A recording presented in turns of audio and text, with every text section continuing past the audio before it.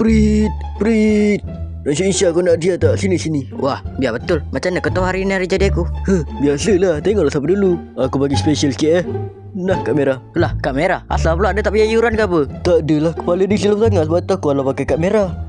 Savage. Aduh, macam mana ni? Dah lah kena kad merah dah si Isya. Siapa nak assist aku macam ni? Relax lah Watson, kan ada aku. Kenapa kau? Nah. Mantap je tu. Prit offside. Offside? Mana ada? Tak ada. Itu confirm gol. Mana ada offside Apa ni? Dah jangan salahkan aku, salahkan kau tu bagi tolak pemain kucing. Prit, gol tak sah. Cakap bahasa Melayu pun tak faham juga. Wagak asing apa referee dia ni?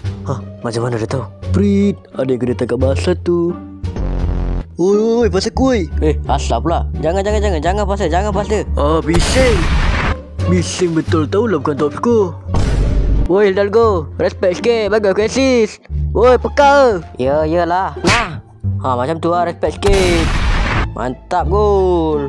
Let's go, berapa gol lagi aku boleh jadi top score balik? Tapi kan kau beza 3 gol dengan pemain Selangor. 3 gol? Dia skor berapa gol satu hari?